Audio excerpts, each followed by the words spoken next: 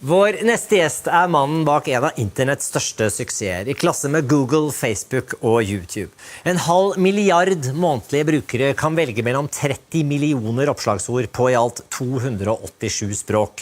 Wikipedia verdens desidert største leksikon, om ikke det mest pålitelige. Her for eksempel hva jeg leser om meg selv.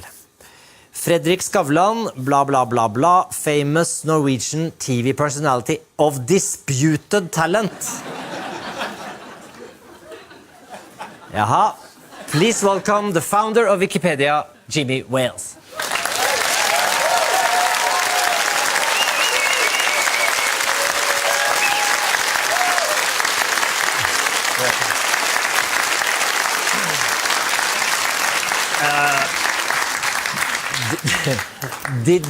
Did you write this? No. They've sent me here to Chuck, though. So we'll see how you do tonight. Because what happened was that this was the article about me some years ago, and then someone changed it. Yeah, they watched the show, and then they said, "Oh, he's okay." Hopefully, because it wasn't me. I insist it wasn't me. But how does this happen? Well, it's a very open system where anyone can come and join our community, make edits and changes. So an edit like this, we would not approve of this. The community really doesn't like people to just put random thoughts up like that. We're always looking for reliable sources. We're looking for, for something like this, we say critical acclaim, reviews, how the show is done in the public eye, and that sort of thing. So this is all the articles are written by persons you don't know who they are. Well, very often we do know. I mean, the idea that people have sometimes of Wikipedia is written by millions of people each adding one sentence each is really not that accurate. It's really a close-knit community of people who really monitor and control and do most of the work in Wikipedia. But it is a very open. Anyone can come and join our community, and we're always looking for people to help us. Yes, and anyone can write. Yes, anyone can. And it must be very tempting to go in, and if you have a profile, an article about yourself, it must be very tempting to go in and sort of pimp it. Yeah, sometimes people do. We recommend against it because it can cause you more trouble than help. And what people should do if they see a problem is just contact us, and we'll look into it and try to fix it. What was the original idea? Well, the original concept for Wikipedia is for all of us to imagine a world in which every single person on the planet is given free access to the sum of all human knowledge. So that's a big vision that we're working on, and it has a lot of meaning. When we talk about every single person on the planet, that's sort of an introduction to how we think about the developing world. How do we get information to people in their own language and their own mother tongue? So we're the most linguistically diverse website there is. We keep everything completely free, no advertising, because we're here to provide a service to the world, to give people an encyclopedia. So that was the idea, and I suppose that means that you are not an internet billionaire. Yeah, no, that's true. Like Bill Gates or Steve Jobs. Yeah, no, that's true. I have a very interesting life, though. So you're happy? Yeah. You didn't put the ads in? Yeah, very much. Yeah, I mean, what I say is, Wikipedia is really transforming the world in a certain kind of way, and I say, in 500 years, when people look back at the early days of the internet, they'll say, oh, yes, the early days of the internet, there was spam, there were pop-ups, there was all kinds of things. And then there was Wikipedia, and that was something really interesting and really good that happened when hundreds of thousands of people got together and made a gift to the world. So it's an amazing feeling to be a part of that kind of a community. What's the typical contributor? Typical contributor, it varies. Unfortunately, our community's mostly male, about 85% male. Average age around 85% male. 85% male, yeah. Why is that?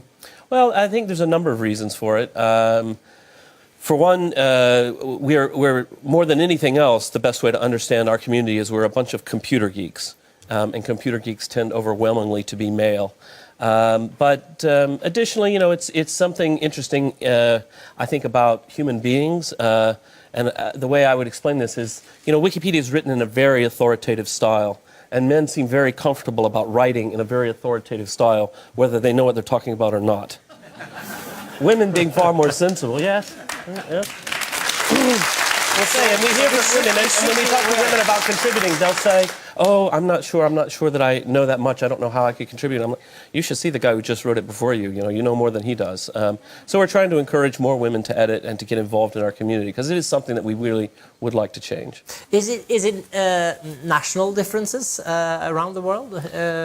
Yeah, to some extent. I mean, I would say that the one thing that I think should be very reassuring and very wonderful to know is that, in fact, across different languages and different cultures, it's actually very similar. And so you read, in an article in Farsi Wikipedia from Iran, and you read the same entry in say, German and English, it's actually surprisingly similar. The differences between different cultures are not as sharp as you might imagine. What about Scandinavia? Scandinavia. I would say one of the interesting things about Scandinavia is that the sheer number of articles relative to the size of the population. And this is true in basically all of the northern European countries. And I don't really know all the reasons for it. It has to do with broadband internet access, high literacy rates. I also think it has to do with it's really, really, really freaking cold in the winter. So people sit at home by the fire and type, and the Italians are out strolling and having gelato. So I think it has. We see definitely an impact of weather. And will there be censorship, like if we go to China, where he's working? In China, we have faced censorship. As a principle, we never participate and we never help or assist in any way with censorship. We fight it in every way that we can because my view is that access to knowledge is a fundamental human right. And that's really what we stand for. So that's very important to us. You have a lot of editors, and they are all over the world. How do you know you can trust them? Well, it's a system of accountability rather than gatekeeping. So rather than vet people up front and decide, okay, you're qualified, you can do this. Instead, we make sure that everything is transparent, everything is visible. You can go back in the edit history and see who made which change. You can challenge them, you can question them. And the community watches over each other, and they're monitoring things all the time, saying, oh, is this right, is this wrong? Is this a trustworthy person? Or are they trying to be a PR company, or what are they doing? So it's not perfect. As I mentioned, I looked you up. Have you seen your own page? Yeah, absolutely. I have. There is a warning on top of it. Do you understand why? Do you agree with that warning? One shouldn't. There is. Why is that warning? I looked it up. So the warning says something about somebody thinks maybe this was partly written by PR people or a PR agent. So I read the whole article and I understand why. It's because she's so perfect. Her life is so interesting and amazing. You read her biography and just the simple facts and you go, oh, this can't possibly be true, this amazing person. So then you put on a warning. Well, somebody did. And then they try to investigate it and look in deeper. But those kinds of warnings, they shouldn't stay up for very long. They should stay up temporarily while people make a decision about what's going on. So I'm sure if you go to the discussion page, there's probably a big discussion about what's the story. Are they right? Did someone write it for you? Well, when I read it, it's it's not something I do frequently, but I think it was pretty much correct. I mean, it's reflecting what's in the tabloid, what has been in the media, basically. So, but it's obviously quite few very positive people that have been editing that page. I mean, I think sometimes what we look for is not to make the biography less positive by being more negative, but be just if it has a lot of fluffy terms in it and too much praise and things, because that's not our tone. Our tone should be just the facts, very neutral, very calm. It's very disputed Wikipedia talent, way. Disputed talent. We're not saying he's bad. We're just saying there's some discussion about it. It's disputed. But I mean, the more reviewers or the more editors you have, the better it is, the more objective it will. Yeah, exactly. But I think it's very. I think it'll be very active after tonight. They'll all go tonight and see what's going on. Yeah. Get some more. Have you been tempted to go in and sort of write your own story and define what's Icona Pop? But I've never done it. But I have a friend that we worked with. He's an artist and he lives in the UK, and he was like, I was so tired of doing all these interviews and everyone goes to Wikipedia and then they ask me the same boring questions. So I pimped it up a little bit. I said I was dating this hot porn star and then I was raising zebra cats and everyone was asking about that. So that was awesome for 5 days. And then they took it down, of course. Of course, yeah. Because They're quite vigilant. Yeah, and what I like is that it's alive. It's constantly updating, which means that if something is not right, it will disappear. It's like quicksand. Yeah. And working, what have you learned about human nature working with this? Well, I mean, the amazing thing is, if you go online, even today, if you go to any newspaper online and you go down to the comments and you see where the general public's interacting, you think, what a bunch of crazy, idiotic beasts there are in the world. There can be so many horrible environments online with really vicious people.